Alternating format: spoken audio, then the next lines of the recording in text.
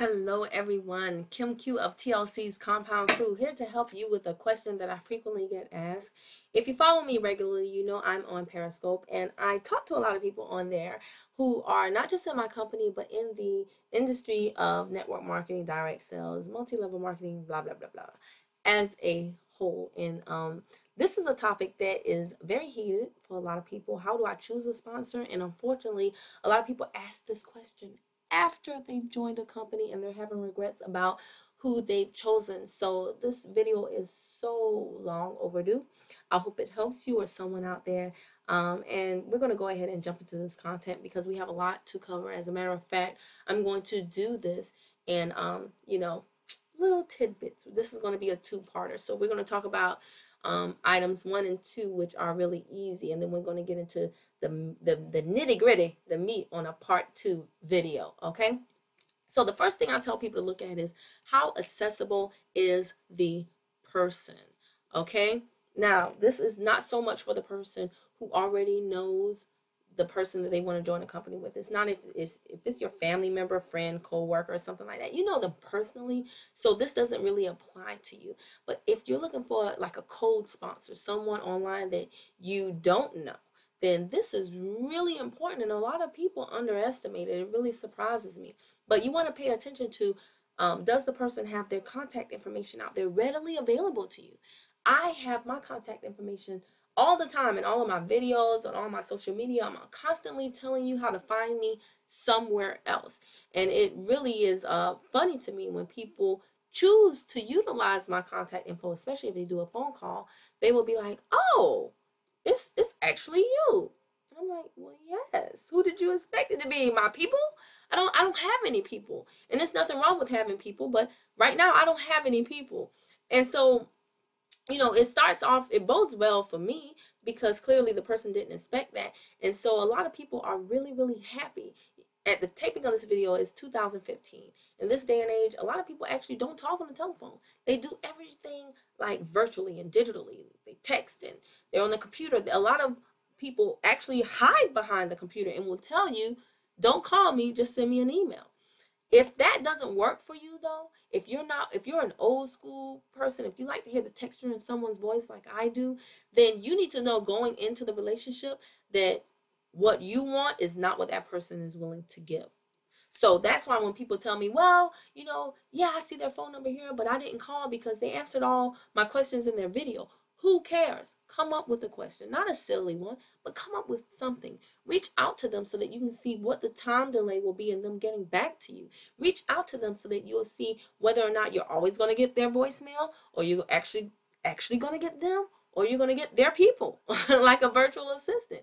Again, there's nothing wrong with that. But if it's not good, if it's not a good fit for you, if you don't like a middleman, then you need to know that really just like upfront. And if you can't reach that person, if they don't have their contact information, again, that's something you need to kind of think about as well. I have my information out there because I don't want people to have to search for me. When I want to contact a business or a person, I don't want to hire a private investigator to do so. So I make it super duper easy for people to find me. Now, the second thing you want to look at is leadership line and support.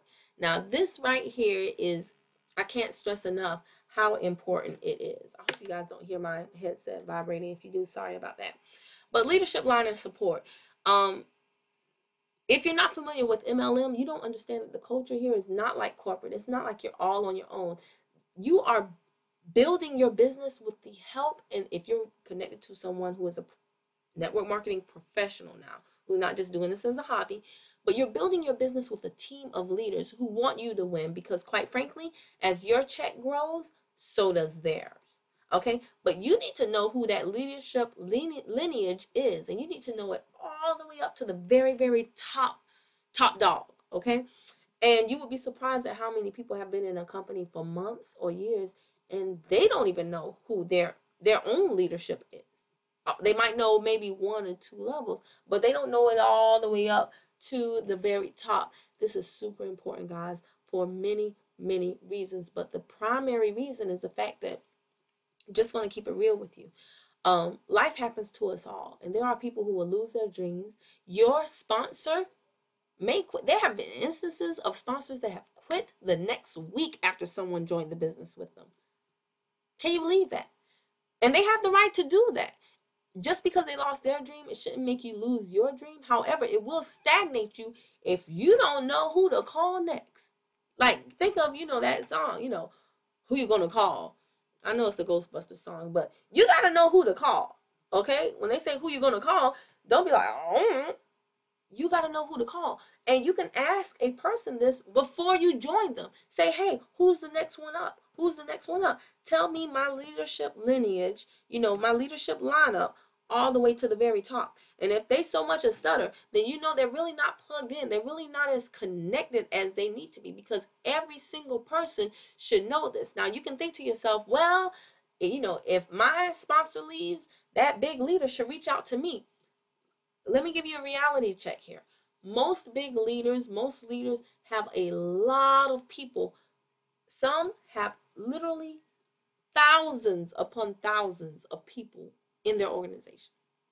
A lot of people, you would be surprised at how many people have hundreds and hundreds of people in their organization.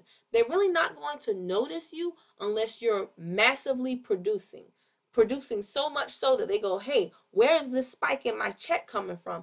And then there are reports where they drill down to see who the top performers in the organization are. So that information is not something that they're like, they're not looking at this triangular structure going, it's not that person. Okay, this person just came in. No, they have levels upon levels upon levels upon levels of people. So it really behooves you, if you're the one that needs help, to say, hey, so-and-so and so-and-so. If you ever find yourself in this situation where your sponsor leaves, it behooves you to know who all the levels up, so that you can reach up to each individual person and say, hey, so-and-so, my sponsor was so-and-so. They now have left the business. However, I know that they were recruited by you, or they were recruited by this person who was recruited by you. I am looking to build this business seriously, so now I need to know what's the best way to communicate with you to get this thing done. See, that's how it's done. You're not being brought. Don't look at your sponsor as your parent, like, oh, now they're my source of everything. If they don't feed me, then I starve. No. You need to know it's your sponsor's sponsors, like I said, all the way up to the very, very top. And this is information that you don't have to join and then ask after the fact. It's something that you can and definitely should ask someone before you ever sign that piece of paper saying that you are going to, embark upon this journey with them. So this is part 1 of the How to Choose a Sponsor in MLM Network Marketing Direct Sales video. We're going to go on to part 2. And as in all of my videos, even though there's a part 2 to this one, I'm still going to say, all of my contact information, like I said, you can find in the description box of this video. And be sure to catch other trainings that I have over there at kimqtv.com. Once again, that's kimqtv.com. I will see you in part 2, where we're really going to get into like the meat and potatoes of this discussion. All right. See you in the next video.